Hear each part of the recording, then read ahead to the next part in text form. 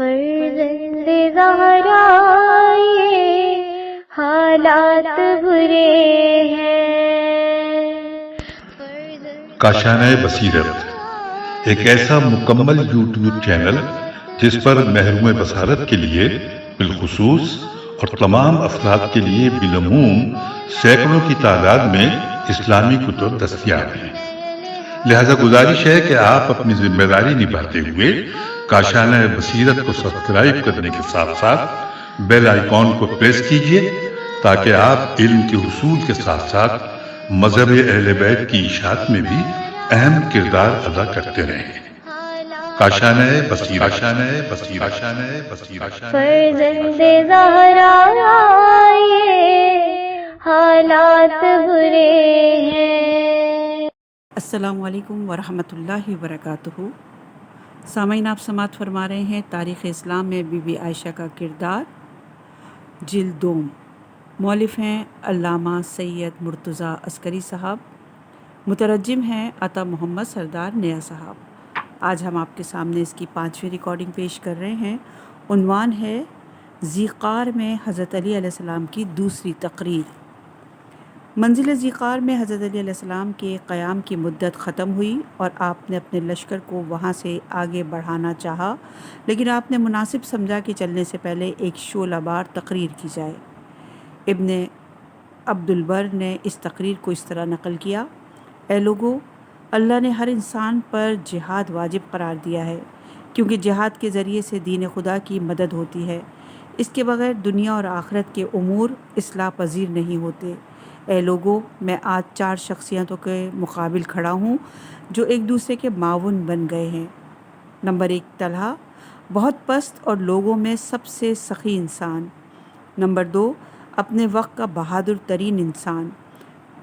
عائشہ، مسلمانوں میں جن کی بات سب سے زیادہ مانی جاتی ہے۔ یعلی بن امیہ، یہ بھی بہت بڑا فتنہ پرداز شخص ہے۔ خدا کی قسم، میرے بارے میں ان لوگوں کا اعتراض صحیح نہیں ہے، کیونکہ میں نے کوئی بھی ناپسندیدہ کام نہیں کیا ہے، نہ مسلمانوں کے مال کی طرف ہاتھ بڑھایا ہے، نہ اپنے خواہش نفس کی پیروی کی ہے۔ اے لوگوں، ان لوگوں نے مجھ سے اس حق کا مطالبہ کیا ہے جسے انہوں نے خود کھو دیا ہے۔ جس خون کو انہوں نے بہایا ہے، اس کا انتقام مجھ سے لینا چاہتے ہیں۔ ہاں، خدا کی قسم، انہی کے ہاتھ خون عثمان سے رنگین ہیں۔ ان کے قتل میں میں ذرہ برابر بھی شریک نہیں ہوں۔ وہی لوگ ہیں جنہیں رسول خدا صلی اللہ علیہ وآلہ وسلم نے باغی گروہ قرار دیا ہے، انہیں ظالم قرار دیا ہے اور انہیں سرکش قوم میں شامل کیا ہے۔ ہاں، کون سا ظلم اس سے بڑھ کر ہوگا کہ عثمان کو خود انہوں نے قتل کیا، لیکن ان کے خون کا بدلہ بے گناہوں سے لے رہے ہیں، ان سے کہ جو قتل میں شریک نہیں تھے۔ کون سی سرکشی اس سے بڑھ کر ہوگی کہ انہیں میری عدالت اور لیاقت کا اعتراف بھی ہے۔ انہوں نے میری بیعت کی اور بار بار مجھ سے عہد کیا، لیکن اپنا عہد توڑ دیا اور بیعت ختم کر دی۔ صرف میرے دل کو یہ سوچ کر سکون ملتا ہے کہ ان پر خدا کی حجت تمام ہو گئی اور خدائے دانا ان کے خائن نیتوں سے آگاہ ہے۔ خدا کی قسم، طلحہ، زبیر، عائشہ یہ خود اچھی طرح جانتے ہیں کہ حق میرے ساتھ ہے اور وہ باطل کی راہ پر ہیں، لیکن اس کے باوجود میں ان لوگوں کو حق و عدالت کی پیروی اور صلح اور صفائی کی دعوت دوں گا۔ اگر انہوں نے میری دعوت قبول کری تو میں بھی انہیں معاف کر دوں گا، ان کی لغزش اور جرم سے چشم پوشی برتوں گا، اور اگر پھر بھی وہ سرکشی پر آمادہ رہے تو ان کا جواب تیز تلوار سے دوں گا، کیونکہ تلوار ہی حق کی سب سے بڑی مددگار اور باطل کو ملیا میٹ کرنے والی ہے۔ یہ روایت استیاب حالات طلحہ، عقد الفرید، تاریخ جنگ جمل، اغانی، جلد نمبر 11، صفحہ نمبر 119 پر موجود ہے۔ لشکر علی زاویے میں۔ حضرت علی علیہ السلام ذیقار سے چل کر بصرہ کے نزدیک اس مقام پر پہنچے جسے زاویہ کہا جاتا تھا۔ وہاں آپ نے کچھ دن قیام فرمایا۔ اس تیسری منزل پر بھی حضرت علی علیہ السلام کی چھاونی میں کچھ واقعات پیش آئے۔ منجملہ یہ کہ حضرت علی علیہ السلام نے یہاں سے خط اپنے مخالف سرداروں کو لکھا۔ سبط ابن جوزی نے اس خط کا مضمون نقل کیا ہے: بسم اللہ الرحمن الرحیم، یہ خط امیر المومنین کی طرف سے طلحہ، زبیر اور عائشہ کی طرف تم لوگوں پر سلام۔ اے طلحہ، اے زبیر، تم تو جانتے ہو کہ مجھے خلافت کی خواہش نہیں تھی، لیکن لوگوں نے حد سے زیادہ اصرار کیا اور مجھے اس عظیم ذمہ داری کو قبول کرنے پر آمادہ کیا، اور میں نے یہ سنگین ذمہ داری یعنی خلافت کو قبول کر لیا، اور تم دونوں نے بھی اپنے باہیں پھیلائے خوش اور خاطر کے ساتھ میری بیعت کی۔ آج میں تم پر واضح کر دینا چاہتا ہوں اور اس سلسلے میں وضاحت چاہتا ہوں کہ اگر تمہاری بیعت اس دن خوشی کی خاطر سے نہیں تھی تو کیوں آج پیمان شکنی کی کر رہے ہو، اپنی بیعت توڑ رہے ہو؟ اللہ سے ڈرو اور بیعت شکنی کے گناہ سے توبہ کرو۔ اگر تم نے خوشی سے میری بیعت کی تھی تو اس صورت میں مجھے تم پر اعتراض کا حق ہے، کیونکہ معلوم ہونا چاہیے کہ تم لوگ منافق ہو اور جس عمل پر تمہارا خود ایمان نہیں تھا اسے انجام دیا، بظاہر مجھ سے موافقت کی اور باطن میں میری مخالفت کی۔ اے طلحہ، اے مہاجرین کی بزرگ فرد، اے زبیر، اے قریش کے بہادر، اگر تم نے بیعت سے پہلے میری مخالفت کی ہوتی تو یہ تمہارے لیے زیادہ بہتر اور آبرومندانہ بات ہوتی، جو آج میری بیعت کر کے پیمان شکنی کے مرتکب ہو رہے ہو۔ اے عائشہ، تو نے بھی حکم خدا کو پاؤں سے رون ڈالا، اپنے شوہر رسول خدا کے ارشاد اور حکم کو نظر انداز کیا، حکم خدا اور رسول کے خلاف اپنے گھر سے باہر نکلی۔ تو ایسا کام کرنا چاہتی ہے جس کا تجھ سے کوئی تعلق نہیں ہے، اس کے باوجود تو سمجھتی ہے کہ اس طرح مسلمانوں میں صلح و صفائی پیدا ہوگی۔ واہ، تو بھی کس قدر دھوکے میں ہے اور حقیقت سے بہت دور نکل آئی ہے۔ اے عائشہ، مجھے بتا، عورتوں کو فوجی کارروائیوں سے کیا سروکار؟ کہاں عورت اور کہاں مردوں کے ساتھ جنگ کے لیے نکلنا؟ اے عائشہ، حقیقت یہ ہے کہ تو مسلمانوں کے درمیان فتنہ اور فساد برپا کرنا چاہتی ہے اور بے گناہ مسلمانوں کا خون بہانا چاہتی ہے۔ اے عائشہ، تو اپنے خیال میں عثمان کا قتل انتقام لینے کے لیے آئی ہے، تجھے خون عثمان سے کیا سروکار؟ تیرے لیے انتقام عثمان کا نعرہ زیبا نہیں دیتا، کیونکہ وہ بنو امیہ کے فرد تھے اور تو خاندان تمیم کی ہے۔ کیا تو ہی نہیں تھی کہ کل ان کے قتل کا حکم دیا تھا اور تو نے کہا تھا کہ اس احمق اور یہودی صفت شخص کو قتل کر ڈالو اور اسے قتل کر دو، یہ اسلام سے پھر گیا ہے۔ آج تو کس منہ سے اس کے انتقام اور طرفداری کی باتیں کر رہی ہے اور اس کے لیے کھڑی ہو رہی ہے؟ اے عائشہ، خدا کا خوف کر، اپنے گھر واپس جا، اپنی غفلت کا پردہ چاک مت کر۔ السلام علیکم ورحمۃ اللہ وبرکاتہ۔ یہاں پہ خط ختم ہوا۔ یہ تھا اس مضمون خط کا خلاصہ جسے امیر المومنین علیہ السلام نے بصرہ کے نزدیک منزل زاویہ سے عائشہ کے سردارانہ لشکر طلحہ و زبیر اور عائشہ کو لکھا۔ یہ معقول اور جھنجھوڑ دینے والا خط ان لوگوں نے پڑھا، لیکن ان لوگوں پر اس کا کوئی اثر نہیں ہوا اور نہ ان لوگوں نے جواب دیا۔ بعض مورخوں نے لکھا ہے کہ عائشہ نے اس خط کا یہ جواب دیا: اے ابو طالب کے فرزند، ہمارا اقدام عتاب اور ملامت سے گزر چکا ہے اور اب ہم ہرگز تمہارا حکم نہیں مان سکتے۔ تم سے جو بن پڑے کر ڈالو، جو کچھ تمہارے قبضے میں ہو ہمارے لیے اٹھا نہ رکھو۔ اور یہ روایت ہے الاماتہ السیاتہ، جلد نمبر 1 صفحہ نمبر 55 اور 62 پر بھی ہے۔ جمیرۃ رسائل العرب، جلد نمبر 1 صفحہ نمبر 379، ترجمہ تعلیق اثمی، صفحہ نمبر 174۔ اے علی، تم نے بہت سنگین اور سخت راہ اختیار کی، اس راستے پر چلنا اپنے لیے لازمی سمجھ رہے ہو۔ اب ہمارے لیے بھی سوائے اس کے کوئی راستہ نہیں کہ تمہارا حکم مانے، اور تم اس کے سوا کسی بات پر راضی نہیں ہوگے، ہم بھی تمہارا حکم نہیں مان سکتے۔ اے علی، تم اپنے راستے پر چلو اور ہمارے بارے میں جو کچھ تم سے بن پڑے کر ڈالو۔ بہرصورت امیر المومنین نے پند و نصیحت پر مشتمل یہ خط صلح و صفائی کے لیے عائشہ اور ان کے سردارانہ لشکر کو لکھا تھا، جو بے نتیجہ رہا۔ ان لوگوں نے صلح و صفائی کی بات نہ سنی، یہی وجہ تھی کہ آپ نے وہاں سے اپنے لشکر کے ساتھ بصرہ کی طرف کوچ کیا اور شہر بصرہ میں داخل ہو گئے۔ سامعین کرام، یہاں تک جو کچھ پیش کیا گیا اس سے دونوں مخالف فوجوں کی تیاری اور بصرہ میں پہنچنے تک کے حالات کو کتب تاریخ اور معتبر ماخذ سے نقل کیا گیا۔ اب بات کو یہیں پر ختم کرتے ہیں اور حادثہ جنگ جمل کو شروع سے بیان کرتے ہیں۔ اس سلسلے میں مشہور تاریخ نگار ابو مخنف کا بیان نقل کرتے ہیں، جس کو عراق کے حالات اور اخبار کی بہت اچھی اطلاع تھی، اور اسے ماہر عراقیات کہنا زیادہ بہتر ہوگا۔ عنوان ہے گورنر بصرہ کو طلحہ و زبیر کا خط۔ مشہور مورخ ابو مخنف اپنی مشہور کتاب تاریخ جنگ جمل میں لکھتے ہیں، اچھا یہاں پر حاشیے میں ابو مخنف کے بارے میں لکھا ہے کہ ابو مخنف لوط کا بیٹا اور خاندان مخنف سے تھا، جو ازدی گروہ سے تعلق رکھتا تھا۔ خاندان مخنف حضرت علی علیہ السلام کے دوستوں میں شمار کیا جاتا ہے۔ ابو مخنف مرد فاضل، محدث اور مورخ تھا، اور اس سلسلے میں اس نے بہت زیادہ کتابیں لکھی ہیں۔ اس کی ایک کتاب کا نام الجمل ہے۔ ابن ابی الحدید نے شرح نہج البلاغہ میں جنگ جمل کی ساری داستانیں اسی کتاب سے نقل کی ہیں۔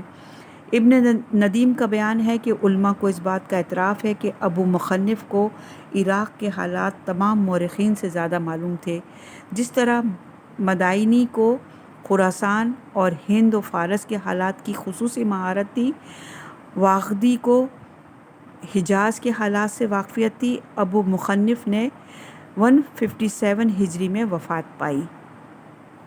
اب شروع کرتے ہیں کہ ابو مخنف نے اپنی مشہور کتاب تاریخ جنگ جمل میں کیا لکھا۔ وہ لکھتے ہیں کہ طلحہ، زبیر اور عائشہ بہت تیزی کے ساتھ بصرہ میں پہنچ گئے اور مقام حضر ابو موسیٰ پر وارد ہوئے، جو بصرہ سے قریب تھا۔ وہاں سے انہوں نے گورنر بصرہ عثمان ابن حنیف کو اس مضمون کا خط لکھا: اے عثمان، ہمارا ارادہ ہے کہ بصرہ میں داخل ہوں۔ میرے آنے سے پیشتر تم دارالامارہ کو خالی کر دو اور ہمارے لیے تیاری کرو، اور تمہیں شہر کے اختیارات بھی ہمارے حوالے کر دینا چاہیے، اور اپنے آپ کو گورنری کے عہدے سے علیحدہ کر لو۔ عثمان نے عثمان ابن حنیف نے خط کے مضمون سے اخنف ابن قیس کو باخبر کیا، جو شیوخ بصرہ میں شمار کیے جاتے تھے، عقل و دانائی میں مشہور، تیز ترار تھے۔ یہ خط دے کر ان سے کہا: اے اخنف، طلحہ و زبیر کا لشکر بصرہ کے قریب پہنچ چکا ہے۔ انہی لوگوں میں زوجہ رسول بھی ہیں۔ لوگ ان کے لیے چاروں طرف سے سیلاب کی طرف ٹوٹے پڑ رہے ہیں۔ اس سلسلے میں تمہاری کیا رائے ہے؟ اخنف نے کہا: اے عثمان، یہ وہی لوگ ہیں جنہوں نے مسلمانوں کو قتل عثمان پر ابھارا تھا اور ان کا خون بہایا تھا، اور آج بھی شرم و حیا سے بالائے طاق رکھ کر ہماری طرف آ رہے ہیں تاکہ خون عثمان کا ہم سے انتقام لیں۔ اگر یہ مقصد لے کر ہمارے شہر میں آ گئے تو اس شہر کے لوگوں میں اختلاف اور دشمنی پیدا ہوگی، اور ہمیں تلوار کی باڑ پر رکھ لیں گے، ہمارا خون بہا دیں گے۔ اے عثمان، تم اس شہر کے گورنر ہو، لوگ تمہارے مطیع و فرمانبردار ہیں، تمہیں اس حساس موقع پر اپنی حیثیت سے فائدہ اٹھانا چاہیے۔ اعلان جنگ کر دو اور کچھ بصرہ کے فوجیوں کو لے کر تیزی سے ان کی طرف جاؤ، کیونکہ اگر تم نے انہیں موقع دے دیا اور وہ بصرہ میں آئے تو لوگ تمہاری اطاعت سے منحرف ہو جائیں گے اور ان لوگوں کی اطاعت کرنے لگیں گے۔ عثمان نے کہا: اے اخنف، میں بھی اس بات کو سمجھ رہا ہوں کہ ہماری بہتری جنگ کرنے میں ہے، لیکن میں کیا کروں؟ میں فتنہ و فساد سے ڈر رہا ہوں، اور یہ کہ یہ فتنہ مجھ سے ہی شروع ہوگا، یہ سوچ کر سخت خوف زدہ ہوں۔ میں چاہتا ہوں کہ صلح و صفائی ہو جائے، اور جب تک حضرت علی علیہ السلام کا حکم نہ آئے میں کوئی اقدام نہ کر سکوں۔ اخنف کے بعد حکیم ابن حبلہ عثمان کے پاس آئے۔ عثمان نے لشکر عائشہ کے سرداروں کا خط ان کے سامنے رکھ دیا۔ حکیم نے بھی اخنف کی رائے کی تائید کی اور عثمان کو عائشہ کے لشکر سے جنگ پر ابھارا۔ حکیم نے بھی عثمان کو وہی جواب سنایا جو اخنف سن چکے تھے۔ حکیم نے جب اپنی پیشکش کا کوئی اثر نہیں دیکھا تو کہا: اے عثمان، اگر تم جنگ پر آمادہ نہیں ہو تو مجھے اجازت دو، میں اپنے قبیلے والوں کے ساتھ ان کے خلاف قیام کروں۔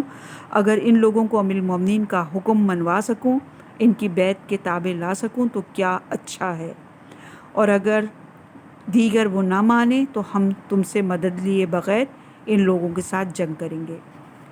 عثمان نے کہا اے حکیم، میں جنگ اور قتل سے ڈرتا نہیں، اپنے کو الگ کر کے تم کو تمہارے حال پر چھوڑ دوں، بلکہ میں بنیادی طور سے مسلمانوں کے ساتھ جنگ اور فتنہ و فساد کو اچھا نہیں سمجھتا اور اس سے بھاگتا ہوں، ورنہ میں خود اپنے دل و جان کے ساتھ جنگ پر اقدام کرتا اور اس راہ میں پیش قدمی دکھاتا۔ حکیم نے کہا ہاں، صلح صفائی تو اچھی ہے، لیکن خدا کی قسم تم بھی جانتے ہو کہ اگر وہ لوگ بصرہ میں داخل ہو گئے تو لوگوں کا دل اپنی طرف موڑ لیں گے اور تم کو عہدے سے معزول کر دیں گے۔ لیکن حکیم نے جنگ کے لیے جس قدر اصرار کیا، عثمان نے ان کی پیشکش نہیں مانی۔ عنوان ہے امیر المومنین کا خط اپنے گورنر بصرہ کے نام۔ امیر المومنین ربضہ میں تھے کہ آپ کو خبر ملی کہ عائشہ کا لشکر بصرہ کے قریب پہنچ گیا ہے۔ آپ نے اپنے گورنر کو اس مضمون کا خط لکھا۔ یہ خط بندہ خدا امیر المومنین علیہ السلام کی طرف سے اپنے گورنر عثمان ابن حنیف کے نام ہے۔ اے عثمان، باغی اور ظالم نے اللہ سے عہد کیا، پھر اپنا عہد توڑ دیا۔ اب ان کا رخ تمہاری طرف ہے۔ شیطان نے ان لوگوں کو اتنا مغرور بنا دیا ہے کہ مرضی خدا کے خلاف اقدام کر رہے ہیں، لیکن خدا کا عذاب اس سے زیادہ دردناک اور انتقام کا تازیانہ اس سے بہت سخت ہوگا۔ اے عثمان، وہ لوگ بصرہ میں داخل ہوں تو انہیں حکومت وقت کی اطاعت اور میری بیعت کی دعوت دو۔ اگر وہ اثبات اور تائید میں جواب دیں تو ان کا احترام واجب ہے، اور اگر تمہاری دعوت قبول نہ کریں، اپنی مخالفت میں مصر ہوں تو ان سے جنگ کرو، تاکہ اللہ تمہارے اور ان لوگوں کے درمیان حاکم ہو۔ خدا دادگر کا فیصلہ عادلانہ ہوگا۔ میں اس خط کو تمہارے پاس ربضہ سے لکھ رہا ہوں، اور میں خود بھی تمہارے پاس بہت جلد پہنچ جوں گا۔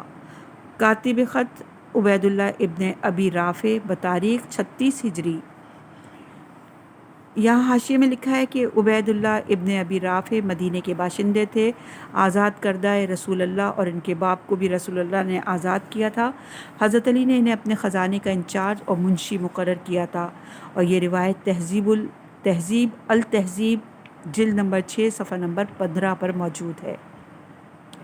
ابو مخنف کا بیان ہے کہ جب علی کا خط عثمان ابن حنیف کے پاس پہنچا تو مشہور افراد ابو الاسود ویلی اور عمران ابن حسین کو بلایا اور انہیں مامور کیا کہ جا کر لشکر عائشہ کے سرداروں سے ملاقات کریں اور ان کے بغاوت کی وجہ اور مقصد کو پوچھیں۔ ابو الاسود اور عمران حضر ابو موسیٰ میں واقع لشکر عائشہ کی چھاونی میں پہنچے۔ پہلے انہوں نے عائشہ سے ملاقات کر کے گفتگو کی اور واعظ و نصیحت کی۔ عائشہ نے کہا اچھا ہوتا تم لوگ طلحہ و زبیر سے ملاقات کرتے، ان سے بھی گفتگو کرتے۔ ابو الاسود اور عمران بن زبیر کے پاس گئے ان سے بھی گفتگو کی۔ زبیر نے کہا ہمارے اس قیام کا 2 بنیادی مقصد ہے۔ نمبر 1 انتقام خون عثمان، ہم ان لوگوں کو قتل کرنا چاہتے ہیں جنہوں نے عثمان کو قتل کیا۔ نمبر 2 علی کو چاہیے کہ خلافت سے معزول ہو جائیں اور مسلمانوں کی جماعت کسی دوسرے کو شورا کے ذریعے منتخب کر لیں۔ ان لوگوں نے زبیر کا جواب دیا جہاں تک انتقام خون عثمان کی بات ہے تو عثمان کو بصرہ والوں نے قتل نہیں کیا، تم ان لوگوں سے انتقام لو۔ اے زبیر، تم خود اچھی طرح جانتے ہو کہ قاتلان عثمان کون ہیں اور کہاں ہیں۔ تم اور تمہارے ساتھی طلحہ نے اور عائشہ نے جو آج انتقام خون عثمان کا پرچم لہرا رہے ہیں، کل تم عثمان کے سخت ترین دشمن تھے اور تم ہی تھے کہ لوگوں کو ان کے قتل پر ابھار رہے تھے۔ اب رہ گئی حضرت علی کے معزول ہونے کی بات، تو تم عہدہ خلافت سے کیسے معزول کر سکتے ہو اور ان کا مسلم حق کیسے چھین سکتے ہو، جبکہ تم ہی نے باہیں پھیلا کر خوشی خاطر کے ساتھ ان کی بیعت کی تھی۔ تمہاری بیعت میں ذرا بھی زور زبردستی نہیں تھی۔ اے زبیر، واقعی بہت تعجب کی بات ہے، جس دن رسول خدا صلی اللہ علیہ وآلہ وسلم رحمت حق سے ملق ہوئے اور لوگوں نے ابو بکر کی بیعت کی، تو نے ان کی بیعت کرنے سے انکار کیا تھا، ہاتھ میں تلوار کھینچ کر بھاگ رہے تھے کہ خلافت کے لیے علی سے بہتر کوئی نہیں، لیکن آج انہی سے ایسی سخت مخالفت پر آمادہ ہو، کہاں وہ طرفداری اور کہاں یہ دشمنی اور مخالفت۔ زبیر نے جب اپنے کو عثمان ابن حنیف کے نمائندوں کے سامنے زچ ہوتے دیکھا اور اپنے کو لاجواب پایا تو کہا تم لوگ طلحہ کے پاس جاؤ، انہی سے بات کر کے دیکھو۔ وہ کیا کہتے ہیں؟ ابو الاسود اور عمران طلحہ کے پاس گئے، لیکن انہیں سخت مزاج اور فتنہ انگیز پایا۔ انہوں نے سمجھ لیا کہ ان کا مقصد صرف جنگ کی آگ بھڑکانا ہے، اس کے سوا اور کوئی مقصد نہیں۔ وہ لوگ وہاں سے مایوس ہو کر عثمان ابن حنیف کے پاس واپس آ گئے اور سارا واقعہ انہیں سنایا۔ ابو الاسود نے اس سلسلے میں کچھ شعر کہے: اے پسرے حنیف، آگاہ ہو جاؤ کہ دشمن کا لشکر جنگ کے سوا کوئی مقصد نہیں رکھتا۔ تم بھی اٹھ کھڑے ہو اور ان کے مقابلے میں جنگ کرنے کے لیے اپنے کو آمادہ کر لو۔ ان لوگوں کی سرزنش کے لیے کوشش کرو اور اس راہ میں استقامت دکھاؤ۔ ہم نے زبیر سے بات کی تو اس کی باتوں میں نرمی دیکھی، لیکن طلحہ بہت تند تھا اور وہ بے روی کا شکار تھا۔ اس کا فاصلہ صلح سے اتنا ہی جتنا زمین کا آسمان سے دور ہے۔ ان کی سب سے اچھی بات بہت بری تھی، بہت سخت تھی اور فتنہ انگیز تھی۔ انہوں نے ہمیں بہت ڈرایا دھمکایا، لیکن ان کی ساری باتیں ہمارے نگاہ میں بے وقت تھیں۔ ابو الاسود نے جیسے ہی اپنے اشعار ختم کیے، عثمان ابن حنیف جوش میں بھر گئے اور کہا: ہاں، دونوں مقدس شہروں مکہ اور مدینے کی قسم، تم نے جیسا کہ بیان کیا میں ان لوگوں سے ایسے ہی جنگ کروں گا۔ پھر حکم دیا کہ فوجی تیاری کا عام اعلان کیا جائے اور سب لوگ جنگ کے لیے آمادہ ہو جائیں۔ بصرہ میں نعرے گونجنے لگے۔ بصرے والے اسلحوں سے آراستہ ہو کر عثمان ابن حنیف کے پاس آ گئے۔ لشکر بصرہ وہاں کے ایک وسیع میدان کی سمت جس کا نام مربد تھا بڑھنے لگا، جہاں لشکر عائشہ کی چھاونی تھی، اور دونوں لشکر اسی میدان میں آمنے سامنے ہو گئے۔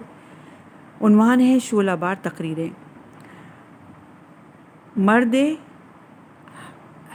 حسمی نے تقریر کی: لشکر بصرہ اور لشکر عائشہ میدان مربد میں آمنے سامنے تھے۔ اتنے میں لشکر بصرہ سے قبیلہ حبشم کا ایک شخص کھڑا ہوا اور اپنے کو پہچانوانے کے بعد بصرے والوں سے اس طرح مخاطب ہوا: اے لوگو، یہ جمعیت جس سے تم دیکھ رہے ہو شہر مکہ سے آئی ہے۔ اس نے تمہاری طرف رخ کیا ہے، لیکن نہ انہیں بد امنی کا ڈر ہے، نہ فرار اور ہرج مرج کا، کیونکہ یہ لوگ اس شہر میں تھے جو سب کے لیے امن اور پناہ کی جگہ ہے، اور تمام موجودات وہاں امن میں رہتے ہیں، یہاں تک کہ پرندے، حیوانات اور درندے بھی اس شہر میں لوگوں کو گز نہیں پہنچاتے۔ اس بنا پر یہ لوگ خوف کی وجہ سے یہاں نہیں آئے، بلکہ خون عثمان کا انتقام لینے آئے ہیں۔ ان کے لیے سیلاب کی طرح خون انتقام لینے کے لیے سیلاب کی طرح ہمارے شہر میں ٹوٹ پڑے ہیں۔ حالانکہ ہم بصرے والوں نے نہ قتل عثمان میں شرکت کی، نہ ہم میں کوئی شخص ان کے قتل میں شامل تھا۔ اے لوگوں، میری بات پر توجہ دو، اس لشکر کو جہاں سے آیا ہے وہیں واپس کر دو۔ اگر تم نے غیرت اور صلاح گوارا اس وقت نہیں کی تو تمہارے درمیان جنگ کی ایسی آگ بھڑکے گی جو کبھی خاموش نہ ہوگی، اور اس کے شعلے تمہاری زندگی کو اپنا لقمہ بنا لیں گے۔ اس شخص کی بات ابھی یہیں تک پہنچی تھی کہ بصرہ کے کچھ لوگوں نے اس پر سنگباری کر دی اور وہ خاموش ہو کر بیٹھ گیا۔ عنوان ہے: طلحہ کی تقریر۔ ابو مخنف کا بیان ہے کہ اس حسمی شخص کی تقریر کے بعد طلحہ کھڑا ہوئے اور بہت کوشش کے بعد چیختے چلاتے لوگوں کو خاموش کیا اور کہا: اے بصرے والوں، تم سبھی جانتے ہو کہ عثمان ابن عفان ایک شریف شخص اور با فضیلت آدمی تھے، بہت اچھے سابق الاسلام تھے اور ان مہاجرین میں سے تھے جن کے بارے میں اللہ نے اپنی رضا کا اعلان کیا اور قرآن نے ان لوگوں کے فضائل بیان کیے۔ ہاں، عثمان گروہ مہاجرین کے فرد تھے اور صحابی رسول تھے، مسلمانوں کے امام تھے، لیکن اپنی خلافت کے آخری زمانے میں روش بدل دی تھی اور کبھی کبھی وہ عدالت کی راہ سے منحرف ہو جاتے تھے۔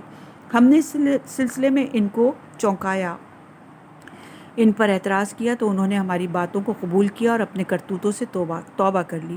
پھر وہ عدالت کی راہ پر چل پڑے، لیکن کیا فائدہ؟ وہ شخص کہ جس نے آج مسلمانوں کے معاملات کی لگام بغیر مسلمانوں کی رضا اور اطلاع کے غاصبانہ طریقے سے اپنے ہاتھ میں تھام لی ہے، وہ ان پر ٹوٹ پڑا اور انہیں بے گناہ قتل کر ڈالا۔ کچھ فسادی اور لاپرواہ لوگوں نے بھی اس ظالمانہ عمل میں اس کی مدد کی۔ ہاں عثمان تمام مسلمانوں کے نزدیک قابل احترام تھے، وہ بے گناہ اور مظلوم قتل کیے گئے۔ اے بصرہ والوں، ہم اس پاک اور بے گناہ شخص کا انتقام لینے کے لیے یہاں آئے ہیں تاکہ ان کے قاتلوں کو قابو میں کر کے قتل کریں اور مسلمانوں میں استقلال پیدا کریں اور وہ اختیارات جو ان کے ہاتھ سے نکل گئے ہیں واپس لائیں۔ شورا کے ذریعے کسی شخص کو خلافت اور حکمرانی کے لیے انتخاب کریں، کیونکہ خلافت اور حکمرانی صرف عوام کا حق ہے، اور جو شخص استبدادی طریقے سے اور لوگوں کو دھوکہ دے کر اس عہدے پر قبضہ جما لے، اس کی استبدادی حکومت کا پایا ہلا دینا چاہیے اور ختم کر دینا چاہیے۔ عنوان ہے زبیر کی تقریر۔ طلحہ کی تقریر کے بعد زبیر کھڑے ہو کر تقریر کرنے لگے۔ وہ بھی طلحہ کی طرح عثمان کی بے گناہی اور یہ کہ علی ان کے قاتل ہیں بیان کرنے لگے۔ پھر انہوں نے طلحہ کے بیان کی تائید کی۔ یہیں پر کچھ بصرہ والے کھڑے ہو گئے اور طلحہ اور زبیر پر اعتراض کرنے لگے۔ انہوں نے واضح طریقے سے کہا، اے طلحہ، اے زبیر، کیا تم لوگوں نے حضرت علی کی بیعت نہیں کی تھی اور ان کی اطاعت کا عہد و پیمان نہیں کیا تھا؟ آخر کیا بات ہوئی؟ کل تم نے بیعت کی اور آج تم نے بیعت توڑ دی۔ ان لوگوں نے جواب دیا، ہم نے اپنے اختیار اور رضا اور رغبت سے علی کی بیعت نہیں کی، وہ ہماری گردن پر کسی کی بیعت اور اطاعت کا حق نہیں ہے۔ جو میرے اوپر اعتراض کرے اور ہمیں بیعت شکنی کا الزام دے۔ بات یہاں تک پہنچی تھی کہ اہل بصرہ کے درمیان شدید اختلاف پیدا ہو گیا، ہلڑ ہنگامہ ہونے لگا، کیونکہ کچھ تو طلحہ و زبیر کی طرفداری کرنے لگے، ان کی باتوں کی تائید و تصدیق کرنے لگے اور صحیح ہے کہ نعرے لگانے لگے، اور کچھ دوسرے لوگ ان کو جھٹلانے لگے، کہنے لگے کہ طلحہ و زبیر جھوٹ بول رہے ہیں، ان کی باتوں میں مکاری پائی جاتی ہے۔ عنوان ہے عائشہ کی تقریر۔ ابو مخنف کا بیان ہے کہ لوگوں کا اختلاف اور ہنگامہ کافی طول پکڑ گیا، یہاں تک کہ خود عائشہ نے انہیں خاموش کرنے کے لیے مداخلت کی، اپنے اونٹ پر سوار ہوئیں، لوگوں کے سامنے آ کر بہت بلند آواز میں کہا، اے لوگوں، بس کرو، اپنی بات کم کرو، خاموش ہو جاؤ، خاموش خاموش۔ جب لوگوں نے عائشہ کی آواز سنی تو خاموش ہو گئے، ہلڑ ہنگامہ خاموشی میں بدل گیا۔ جب مربت کے تمام گوشہ و کنار میں خاموشی پھیل گئی تو عائشہ نے بصرے والوں سے اس طرح خطاب کیا، اے لوگوں، امیر المومنین عثمان راہ حق اور عدالت سے منحرف ہوئے اور اصحاب رسول کو تکلیف پہنچائی، فسادی اور ناتجربہ کار چھوکروں کو حکومت میں لگا دیا، ایسے منحرف اور فاسد لوگوں کی حمایت کی جنہیں رسول اللہ نے جلا وطن کیا تھا اور ان پر غضبناک ہوئے تھے۔ مسلمانوں نے ان پر اعتراض کیا، ان کی کرتوتوں کے نتائج سے باخبر کیا، انہوں نے بھی لوگوں کی نصیحتوں سے سبق حاصل کیا اور اپنے برے اعمال پر شرمندہ ہوئے، اپنے دامن آلودہ کو آب توبہ سے دھو ڈالا، اپنے کو گناہوں اور لغزشوں سے پاک کر لیا۔ لیکن کچھ لوگوں نے ان کی توبہ کو اہمیت دیے بغیر انہیں قتل کر ڈالا، اس پاک اور بے گناہ شخص کا خون بہا دیا۔ ان کے قتل سے ڈھیر سارے گناہ کے مرتکب ہوئے۔ ان کی خلافت کا مقدس لباس، اس مقدس ماہ ذی الحج جس میں جنگ حرام ہے، اور اس شہر مدینہ میں جس کا احترام اسلام نے لازم قرار دیا ہے، ہاں ان حالات و شرائط کے باوجود انہیں یوں قتل کر ڈالا جیسے قربانی کا اونٹ قتل کیا جاتا ہے۔ اے لوگو، جان لو کہ قریش عثمان کو قتل کر کے خود اپنے تیروں کا نشانہ بن گئے ہیں اور اپنے ہاتھ اور منہ کو خون سے آلودہ کر لیا ہے۔ قتل عثمان ان لوگوں کا مقصد تک نہ پہنچائے، انہیں کوئی فائدہ نہ بخشے۔ خدا کی قسم، انہیں کوئی بلا گھیر لے گی جو انہیں ملیا میٹ کر دے گی، ہاں انگاروں سے بھری آفت، ان کو جڑ سے اکھاڑ پھینکنے والی، ایسی آفت کہ ان کے سوتوں کو جگا دے اور بیٹھے لوگوں کو اٹھا دے۔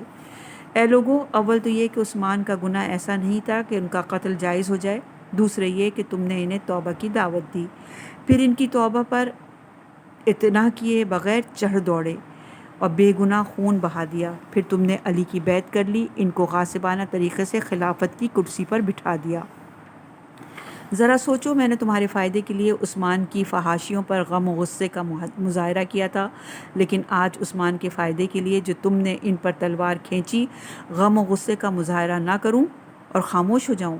اے لوگو، ہوش میں آؤ، کیونکہ عثمان کو مظلوم اور بے گناہ قتل کیا گیا۔ اب تم لوگوں پر لازم ہے کہ ان کے قاتلوں کو تلاش کرو اور جہاں بھی ان پر قابو پاؤ انہیں قتل کر ڈالو۔ اس کے بعد ان 6 افراد میں سے جن کو عمر نے معین کیا تھا شورا کے ذریعے سے خلیفہ مقرر کر لو، لیکن ایسا ہرگز نہیں ہونا چاہیے کہ جس نے قتل عثمان میں شرکت کی ہے وہ شورا میں یا خلیفہ معین کرنے میں کسی قسم کی مداخلت کرے۔ ابو مخنف کا بیان ہے کہ عائشہ کی بات ابھی یہیں تک پہنچی تھی کہ لوگ موج دریا کی طرح جوش میں بھر گئے اور پیچ و تاب کھانے لگے۔ ایک نے کہا حقیقت وہی ہے جو عائشہ نے کہا ہے، دوسرے نے کہا عائشہ نے بات غلط کہی ہے کیونکہ انہیں حق نہیں ہے کہ گھر سے باہر نکلیں۔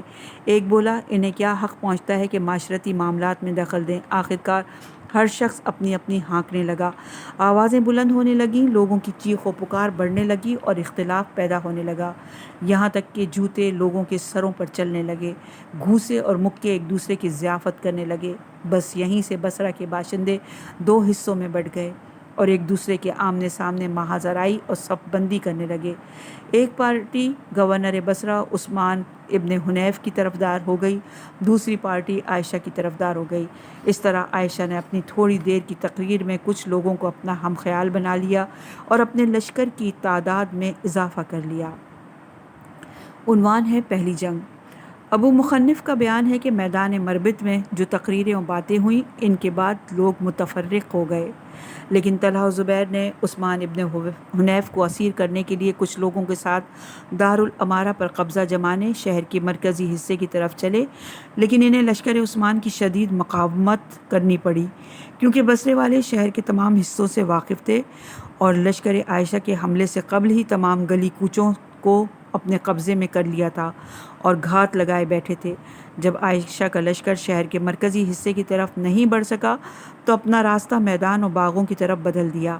لشکر بصرہ نے وہاں بھی روکا اور دونوں میں گھمسان کی جنگ ہونے لگی۔ اس مقاومت میں حکیم ابن حبلہ نے اپنے قبیلے والوں کے ساتھ دوسروں سے کہیں زیادہ جدوجہد کی اور لشکر عائشہ پر حملہ کیا۔ بصرے کی عورتوں نے بھی کوٹھوں سے سنگباری کی اور اس طرح بصرے والوں نے لشکر عائشہ کو پسپا کر کے قبرستان بنی مازان تک دھکیل دیا۔ عائشہ کے فوجی وہاں دفاعی حالات میں ٹھہر گئے تاکہ چھامنی سے ان کی مدد اس کے اور شکست خوردہ لشکر اس کمک کے ساتھ بصرہ کے باہر زابوقہ کی طرف جا سکے۔ وہاں بھی ایک وسیع اور بنجر میدان دارالرسق کے نام سے تھا، وہیں چلے گئے اور اسی کو اپنی چھاونی بنا لیا۔ اس طرح پہلی جنگ میں گورنر بصرہ کو فتح ہوئی اور عائشہ کا لشکر پیچھے ہٹ گیا۔ اس کے بعد ابو مخنف کہتا ہے کہ قبیلہ تیم کے ایک سردار عبداللہ ابن حکیم جن کو طلحہ و زبیر نے قتل عثمان کے بارے میں خط لکھ کر مدد طلب کی تھی، وہ طلحہ کے پاس آئے اور اس خط کو دکھا کر رائے طلب کرتے ہوئے پوچھا، اے طلحہ، کیا تم ہی نہیں ہو کہ جس نے ہمیں خط لکھا تھا اور ہمیں قتل عثمان پر ابھارا تھا؟ طلحہ نے کہا، ہاں، یہ خط ہماری ہی طرف سے ہے۔ عبداللہ نے کہا، اے طلحہ، تم پر حیرت ہے کہ اس خط کے مطابق تم کل ہمیں عثمان کو معزول کرنے اور انہیں قتل کرنے پر ابھار رہے تھے، آخرکار تم نے انہیں قتل کر ڈالا اور آج انہی کی طرفداری اور ان کے انتقام کے لیے ہمارے پاس آئے ہو۔ اے طلحہ، خدا کی قسم تمہارا مقصد صرف یہ ہے کہ دنیا حاصل کر لو اور حکومت پر قبضہ جما لو، اور ایک غلط اور نامناسب محرک تمہیں اس جنگ پر ابھار رہا ہے، ورنہ تم نے کل علی کی بیعت کیوں کی تھی اور راضی خوشی ان کے ہاتھ پر اپنا ہاتھ کیوں رکھا تھا، اور آج تم نے اپنی بیعت توڑ ڈالی اور ان کی مخالفت میں کھڑے ہو گئے ہو۔ ان تمام باتوں سے بدتر یہ کہ یہاں تم شہر کو فتنہ و فساد میں الجھانے آئے ہو اور ہمیں اس فتنے میں شریک کر رہے ہو۔ طلحہ نے کہا، اے عبداللہ، میں نے علی کی بیعت اپنی مرضی اور خوشی سے نہیں کی تھی۔ حضرت علی نے لوگوں کو بیعت قبول کرنے کے بعد مجھ کو بھی بیعت کی دعوت کی تو میں نے بھی مجبور ہو کر ان کی دعوت قبول کر لی اور اپنی بیعت کا ہاتھ بڑھا دیا۔ اگر میں نے ان کی بات نہیں مانی ہوتی تو جس طرح میں خلافت سے محروم کر دیا گیا، اپنی جان سے بھی ہاتھ دھو بیٹھتا، کیونکہ لوگ میرے اوپر ٹوٹ پڑتے اور میرا کام تمام کر دیتے۔ ابو مخنف کا بیان ہے کہ اس طرح پہلا دن بیت گیا۔ اس کے دوسرے دن دونوں لشکر دوبارہ آمنے سامنے ہوئے اور انہوں نے صف آرائی کی۔ اس موقع پر عثمان ابن حنیف اپنے کچھ ساتھیوں کے ساتھ طلحہ و زبیر کے پاس گئے اور انہیں نرم و ملائم انداز میں نصیحت کی، انہیں اختلاف اور بیعت شکنی کے انجام سے ڈرایا، لیکن طلحہ و زبیر نے بجائے اس کے کہ ان کی نصیحت کو مانے، صاف صاف کہنے لگے کہ اے فرزند حنیف، ہم یہاں خون عثمان کا انتقام لینے کے لیے آئے ہیں، ہم اس سے کبھی دستبردار نہیں ہوں گے۔ عثمان ابن حنیف نے کہا تمہیں خون عثمان سے کیا سروکار، ان کے بیٹے اور چچیرے بھائی انتقام کے لیے تم پر مقدم اور قریب تر ہیں، وہ لوگ کہاں ہیں؟ خدا کی قسم خون عثمان کا انتقام ایک بہانہ ہے، اور بس حقیقت یہ ہے کہ تم لوگ خلافت ہتھیانا چاہتے ہو۔ اس سلسلے میں تم نے حد سے زیادہ کوشش کی، لیکن مسلمانوں نے تمہاری طرف کوئی توجہ نہیں کی، وہ حضرت علی کی جانب مائل ہو گئے۔ یہی وجہ تھی کہ حضرت علی کی عداوت تمہارے دل میں پیدا ہو گئی اور حسد کی آگ بھڑکنے لگی۔ اسی گرہ اور انگاروں نے تمہیں بیعت توڑنے اور مخالفت کرنے پر آمادہ کیا۔ ان انگاروں کو ڈھانکنے کے لیے تم نے خون عثمان کا بہانہ بنایا ہے، ورنہ تم وہی ہو کہ عثمان کے خلاف ہنگامہ برپا کرنے میں سب سے آگے تھے، تم ہی سب سے زیادہ ان پر تنقید کرتے تھے۔ ابن حنیف کی بات یہیں تک پہنچی تھی کہ طلحہ و زبیر نے دشنام درازی شروع کر دی اور بہت گندی باتیں زبان سے نکالنے لگے، یہاں تک کہ بہت شرمناک طریقے سے ان کی ماں کا بھی نام لے لیا۔ عثمان نے ایک نگاہ زبیر پر ڈالی اور کہا، اے زبیر، میں کیا کروں؟ تمہاری ماں صفیہ رسول خدا کی رشتہ دار ہے، اسی وجہ سے رسول خدا کے احترام میں تمہاری ماں کا نام لینے سے معذور ہوں۔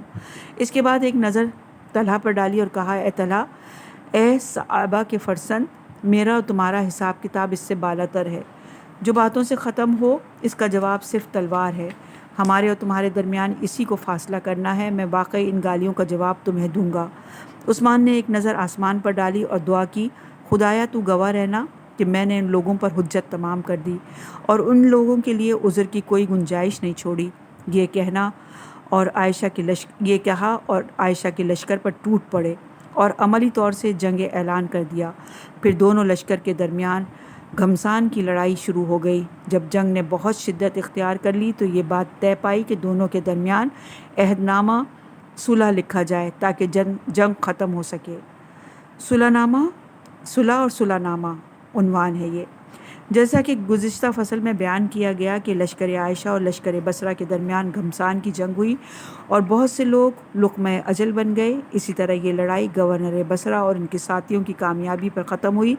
ابو مخنف کا بیان ہے کہ جنگ اور خونریزی کے بعد، جس کا نام ہم نے پہلی جنگ رکھا ہے، دونوں لشکر کے سردار اس بات پر متفق ہوئے کہ چند شرائط کے مطابق باہمی صلح کر لی جائے اور عہد نامہ لکھا جائے تاکہ جب تک حضرت علی بصرے میں تشریف نہیں لائیں جنگ رکی رہے۔ یہی بات دونوں لشکر کے درمیان صلح نامے کی شکل میں لکھی گئی اور ان پر سردارانہ نے لشکر کے دستخط ہوئے۔ عنوان ہے صلح نامہ کا متن ان 5 دفعات پر مشتمل تھا۔ یہ وہ عہد و پیمان ہے کہ جو عثمان ابن حنیف اور ان کے ساتھیوں نے طلحہ و زبیر اور ان کے حمایتیوں کے ساتھ طے پائے۔ ہر دو طرف کے لوگ اپنے کو اس عہد نامے کا پابند سمجھتے ہیں کہ اس صلح نامے کے مطابق عمل کریں گے اور ان کے دفعات کا احترام کر کے اسے نافذ کریں گے۔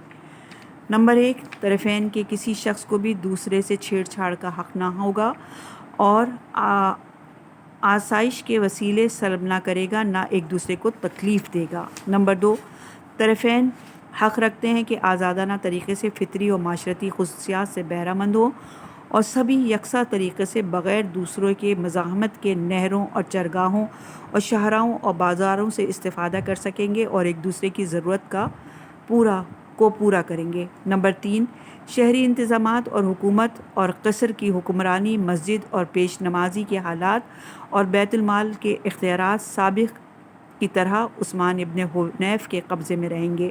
نمبر 4، طلحہ اور زبیر اور ان کے ساتھی بصرہ میں آزادی سے رہیں گے اور بغیر رکاوٹ کے تمام جگہوں پر اپنی چھاونی بنا سکتے ہیں اور شہر کے تمام حصوں پر آزادانہ رہ سکتے ہیں۔ نمبر 5، یہ عہد نامہ آج کی تاریخ سے اس وقت تک نافذ رہے گا جب تک حضرت علی علیہ السلام بصرہ میں آ جائیں، اور حضرت علی علیہ السلام کے تشریف لانے کے بعد طلحہ و زبیر آزاد ہیں کہ وہ سابق کی اپنی بیت علی کے وفادار رہیں یا باہر ایک صلح و جنگ کا انتخاب کریں۔